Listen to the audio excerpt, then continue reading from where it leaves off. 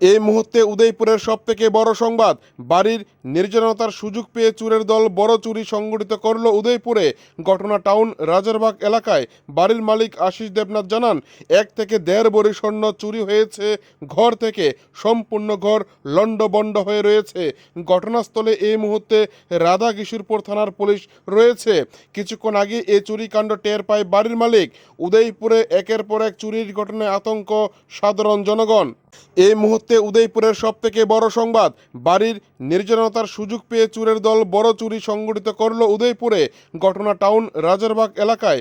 বাড়ির মালিক আশিস দেবনাথ জানান, 1 থেকে 1.5 ভরি স্বর্ণ চুরি হয়েছে ঘর থেকে। সম্পূর্ণ ঘর লণ্ডভণ্ড হয়ে রয়েছে। ঘটনাস্থলে এই মুহূর্তে রাধা কিশোরপুর থানার পুলিশ রয়েছে।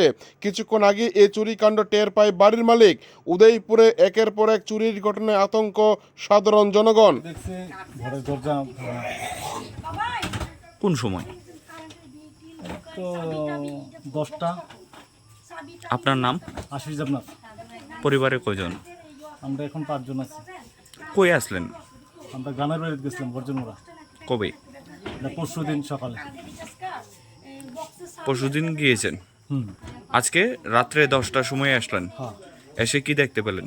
দেখি ঘরের দরজা খোলা আসলো, তারপরে দরজাটি ভাঙা আসছিল। কয়টা দরজা? 3টা দরজা। রুম কয়টা? রুম আছে 4টা। 4টা রুম। কি কি জিনিস নিয়ে এসেছে? কি কি জিনিস নিয়েছে এখন তো কিছু বলতে পারবো না। সমস্ত ঘর প্লট প্লট করে রাখছে। কোনো স্বর্ণ অলংকার অথবা টাকা পয়সা? টাকা পয়সা তেমন না, কিন্তু স্বর্ণলঙ্কার কিছু থাকতে পারে। কেমন আসলো স্বর্ণের জিনিস?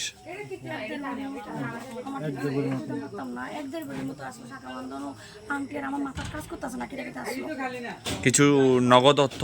না, নগদ অর্থ এমন কিছু আসলো না। যা আসলো আমার লগে থাকতো, আমি নিভাই দিতাম না। এই জায়গাটা কি নাম? Near town Rajarbag. এটা কি আজকে হয়েছে না তার আগে? সকাল 10টা নাগাদের মধ্যে গেছি গা, তখন আমরা আইছি। এখন কোন সময় হয়েছে আমরা কোনো আইডিয়া নাই। এই বিষয়ে কি পুলিশে জানানো? কালকে গেছি, কালকে গেছি। কালকে সকাল মাস্টার ফোন করে 9:30 পরে গেছি। এই বিষয়ে কি পুলিশে জানাইছে? পুলিশে একটু আগে কল করছে।